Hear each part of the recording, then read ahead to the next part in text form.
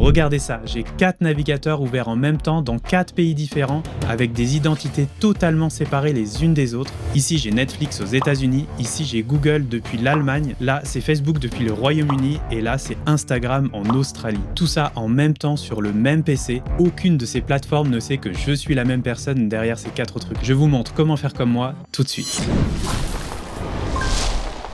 Vous savez quoi, le vrai problème, c'est pas d'avoir plusieurs comptes. C'est que toutes ces plateformes-là, elles savent exactement qui vous êtes. En fait, pour elles, un même navigateur qui est utilisé pour plusieurs comptes, c'est clairement un comportement suspect. Fraude, spam, automatisation, contournement des bans, ou pire, vente de comptes illégales. Même si t'es juste un créateur sérieux et ambitieux, ou bien un community manager qui gère plusieurs comptes pour plusieurs personnes, leur système fait pas la différence. Pour l'algorithme, tu ressembles à un spammer. Alors si vous gérez plusieurs comptes Insta, TikTok, YouTube, vous utilisez peut-être la mauvaise méthode. Et le risque, c'est de se faire purement et simplement bannir son compte, ou pire, celui de son client, quand on le gère pour lui. Les plateformes, elles détectent tout. Même si tu changes d'email ou de mot de passe, elles peuvent te flaguer, te demander des vérifications, et bien sûr bloquer leur compte à leur propre volonté n'importe quand. Résultat, un jour, tu bosses tranquille et là, activité suspecte, compte suspendu, ta journée est foutue. Ce que j'ai appris il y a pas longtemps et que je trouve que trop peu de personnes savent, c'est qu'un VPN, c'est sacrément insuffisant. Un VPN, ça change juste votre IP, votre adresse, mais les plateformes, elles analysent bien plus que ça. Votre navigateur et la résolution de votre écran, vos polices d'écriture, votre fuseau horaire, tout cet ensemble de données, c'est ce qu'on appelle l'empreinte numérique. En anglais, on parle de fingerprint. En gros, c'est tout ce que le navigateur que vous utilisez pour surfer sur Internet transmet automatiquement aux plateformes sans que vous en sachiez rien et sans que vous puissiez le contrôler. Il faut passer à l'échelle supérieure, celle du navigateur web directement. Et c'est pour ça qu'ont été créés les navigateurs anti-détection, comme GoLogin, et là, ça change tout. Je vous ai fait un petit schéma pour bien comprendre la différence entre un simple VPN et un navigateur anti-détection, et le plus important à comprendre, c'est qu'un navigateur anti-détection, comme GoLogin, il comporte un VPN. Un VPN, ça fait partie des choses que fait un navigateur anti-détection. Donc si on se concentre uniquement sur un VPN, ce qui est quand même un mot aujourd'hui beaucoup plus connu que navigateur anti-détection, ça peut bien changer l'adresse IP, ça peut aussi la masquer, ça chiffre le trafic, ça peut changer la géolocalisation, ça c'est un des trucs les plus connus, le coup du Netflix aux US, et ça permet aussi une grande sécurité, notamment quand on utilise des Wi-Fi publics. Mais au-delà de tout ça, au niveau de la gestion de plusieurs comptes réseaux sociaux, l'utilité d'un navigateur anti-détection, il permet de gérer justement toute cette empreinte digitale, ce fingerprint, il permet des profils multiples, il permet d'isoler les environnements, notamment au niveau des cookies, du cache, de l'historique. Tout ça, c'est vraiment ce qui fonde la navigation web. Et l'idée d'un navigateur anti-détection, c'est de pouvoir faire la même chose ailleurs, tout en se faisant passer pour un utilisateur le plus lambda, le plus commun possible par rapport à l'utilisation normale d'un navigateur Internet. Et donc le navigateur anti-détection, il va beaucoup plus loin, il permet de modifier ce qu'on appelle le user agent, c'est-à-dire le type de navigateur. Vous pouvez simuler que vous êtes sur Chrome ou alors sur Firefox, sur Safari. Vous pouvez même changer votre type d'OS, est-ce que vous êtes sur Windows, sur Mac, sur Linux. Vous pouvez aussi modifier ce qu'on appelle les canvas, c'est-à-dire le type de carte graphique que vous utilisez. Le WebGL, c'est-à-dire le matériel graphique en général par rapport à juste la carte graphique. Vous pouvez simuler une autre résolution d'écran, un autre fuseau horaire. Vous pouvez gérer vos polices d'écriture, vos plugins, vos extensions, etc. Enfin bref, c'est vraiment beaucoup plus complet qu'un simple VPN. Et on peut même rajouter un S à navigateur parce que tout ça, vous pouvez justement le dupliquer en un clic avec plein de navigateurs différents pour plein de comptes ou plein de sites différents. Bon, ça devient un peu moche, mais chaque compte que tu ouvres comme ça semble provenir d'une personne réelle, indépendante, à un endroit du monde précisément. Et ça, c'est vraiment l'idéal pour aller tester plusieurs choses indépendantes sans se faire repérer nulle part. Et donc, nous voici sur l'interface de GoLogin. Ici, on retrouve les différents profils que j'ai créés, notamment les 4 ici qui sont ouverts dans la barre des tâches en bas. Et donc, j'ai bien les 4 pays différents, 4 localisations différentes. On voit que le Google, là, il est en allemand, j'y comprends rien. Et là, Instagram, il est censé être en Australie. Et si je vais sur Google et que je tape Where am I, ça veut dire où suis-je si vous n'êtes pas très fort en anglais. Et là, il me dit tout de suite, vous êtes à Surrey Downs en Australie. Alors que c'est faux, je suis en France. On peut voir d'ailleurs qu'il y a le AI Overview de Gemini, donc l'IA de Google. Alors que si je vais sur mon navigateur ordinaire, que je vais sur Google et que je tape GoLogin, c'est quoi? Là, on voit qu'il y a un petit résumé, mais ce n'est pas le vrai AI Overview beaucoup plus complet et il est bien déployé en Australie. Est-ce qu'il est déployé en Allemagne? Ouais, ok, il est bien déployé en Allemagne. Ça, c'est génial, on peut voir si dans d'autres pays, il y a telle ou telle chose qui est déployée et qui n'est pas disponible en France. Et oui, tout ça, c'est 100% légal, hein. On va revenir dessus juste après. Et donc là, je peux voir où arrêter mes différents profils.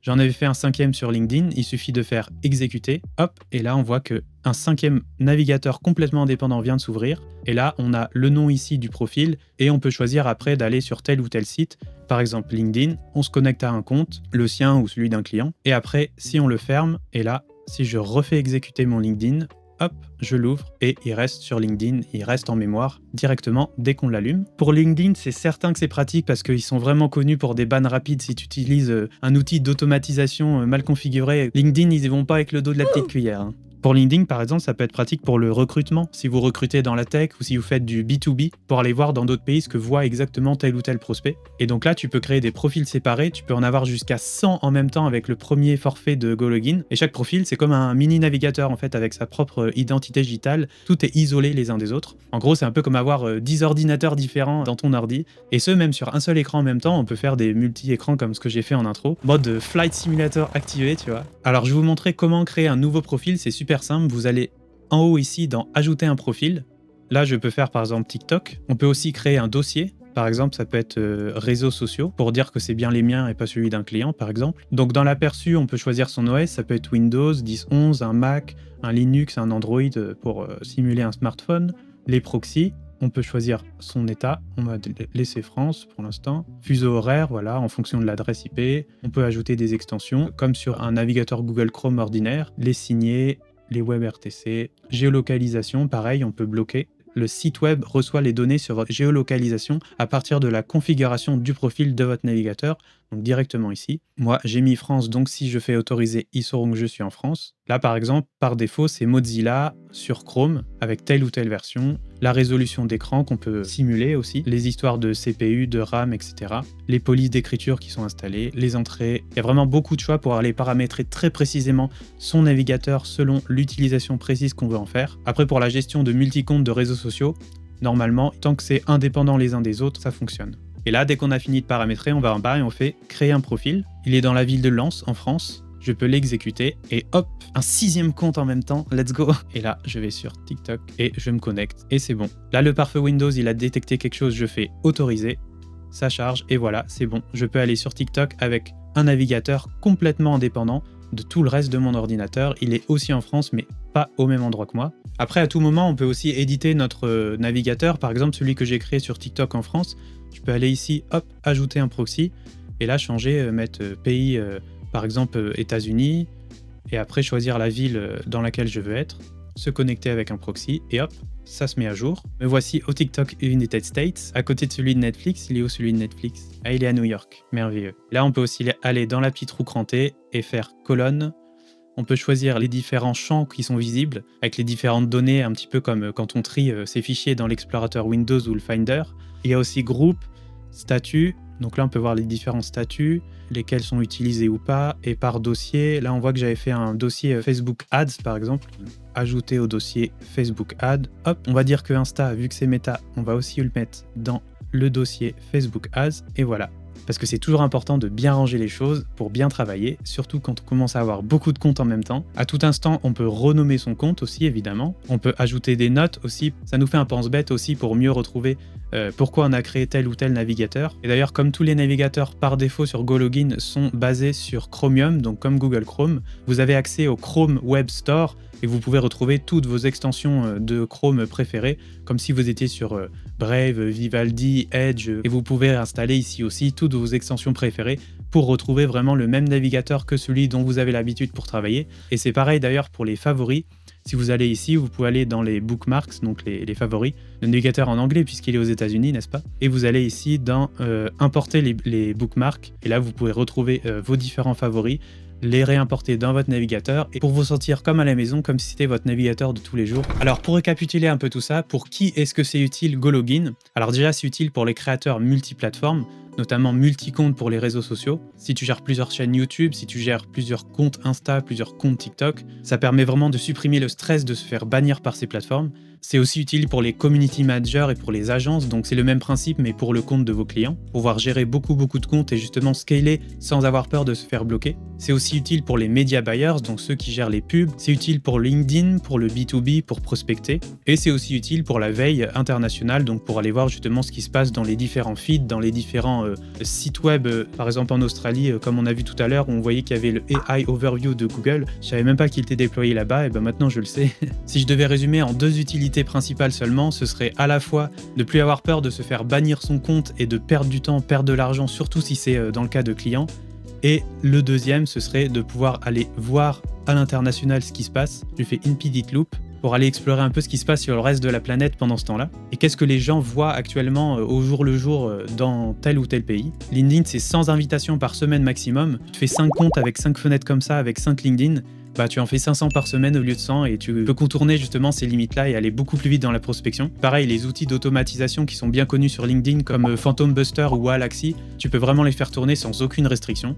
Et d'ailleurs, si tu veux faire des tests, tu peux protéger tes comptes principaux en allant créer des comptes temporaires ou secondaires avec ces navigateurs anti-détection et ne pas du tout utiliser tes comptes principaux pour faire tes tests, pas les mettre en danger pour eux. C'est pratique notamment pour capter les tendances aux États-Unis ou alors au Royaume-Uni avant qu'elles arrivent en France ou alors copier ce qui se fait là-bas. On peut voir aussi les pubs qui sont en train de tourner là-bas quand on regarde sur les différents feeds des réseaux sociaux. Et on peut aussi suivre les prix réels qui sont pratiqués sur Netflix US, sur Amazon en Australie par exemple. Mon Netflix aux États-Unis, on voit qu'il start at $799, donc c'est pas les mêmes prix qu'en France. Ou alors sur Amazon, si je vais en Australie, elle est où l'Australie? Là, et que je vais sur Amazon, tu vois, on est en point AU automatiquement dans le meilleur résultat parce qu'on est censé être en Australie. Voilà, Adélaïde, machin. Ah, en plus, c'est le Black Friday en ce moment. Waouh, je peux aller voir qu'est-ce qui est le moins cher. Par exemple, si j'ai des prospects en Australie, je peux aller voir quels prix sont pratiqués là-bas.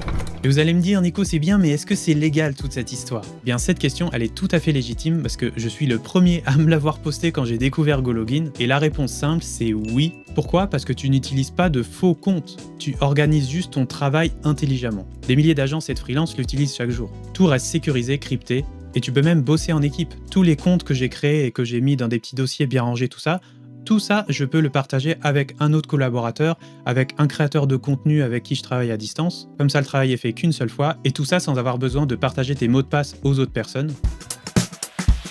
Alors, pour résumer, quels sont les avantages et les inconvénients de GoLogin?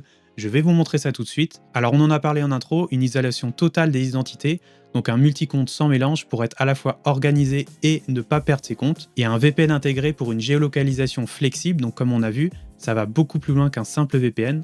C'est basé sur Chromium, c'est très familier, on peut avoir plusieurs onglets ouverts, si on ferme le navigateur, ils ne seront pas perdus, nos raccourcis, on peut les retrouver.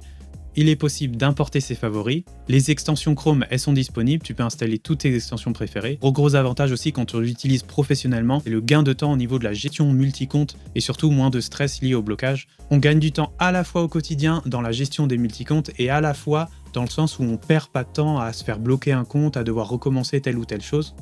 Et dans les inconvénients, il y a évidemment un coût, un abonnement. La vraie question, c'est de le voir comme un investissement. Combien ça coûte un compte banni? Combien de temps tu perds à gérer des blocages, à décaler les pubs qui devaient être lancées là, mais en fait, il y a tel compte qui a été bloqué sur tel truc, donc il faut relancer ça. Est-ce que ça vaut vraiment le coup? C'est ça la vraie question à se demander pour savoir si c'est vraiment nécessaire. Il y a aussi une courbe d'apprentissage. J'avoue que j'étais un petit peu du père au début sur GoLogin. Ça m'a pris 15-20 minutes, j'ai regardé des tutos, etc. Voilà, il faut bien configurer les profils pour être efficace au début. Et franchement, passer les premières hésitations, je trouve que c'est plutôt intuitif après par la suite. Ils ont un blog Z, donc sur gologin.com fr blog en français, qui est plutôt complet. Et le support est réactif aussi, donc si on va sur leur site, on voit ici, il y a une bulle de chat où on peut directement poser la question. Et même en termes de conversation email, j'ai pu échanger avec une personne qui s'appelle Emine du support de GoLogin. Et franchement, ils sont très réactifs, il n'y a vraiment aucun problème là-dessus. Et dernier inconvénient, parfois ça peut être un petit peu plus lent qu'un navigateur Chrome classique. Évidemment, c'est le temps que la synchro cloud se fasse. Mais là, comme je sais pas si vous avez vu dans ma vidéo, et franchement, je peux aller sur différents sites, il y a vraiment très peu de lag. Google, c'est là. Si je vais sur Facebook, c'est là. Personnellement, la seule lenteur que j'ai pu constater depuis 2-3 semaines que j'utilise GoLogin, c'est quand j'exécute, par exemple, un navigateur, le temps que ça se lance, attention, bam, ok, il est ouvert. Ça charge et là, une fois que c'est chargé, ça va quand même beaucoup plus vite. On voit qu'il y a un petit temps de latence quand même parce qu'il y a beaucoup de petites vidéos partout, c'est TikTok quoi. Mais très rapidement, on arrive à naviguer tout à fait normalement. Alors si vous aussi vous voulez tester GoLogin, c'est le premier lien dans la description. C'est 100% gratuit pendant 7 jours, il n'y a même pas besoin d'entrer la carte, on peut commencer direct. Et en plus, si vous voulez passer à la version complète après, je vous ai dégoté un petit code promo. Avec le code PLANETE40, vous aurez moins 40% sur l'abonnement de votre choix. Et si vous voulez découvrir d'autres outils pour gagner du temps tout en créant des meilleurs contenus au quotidien, allez voir le reste de la description. Je vous ai partagé les meilleurs outils que j'utilise personnellement au quotidien. Et en attendant, moi je vous dis à très bientôt dans une prochaine vidéo.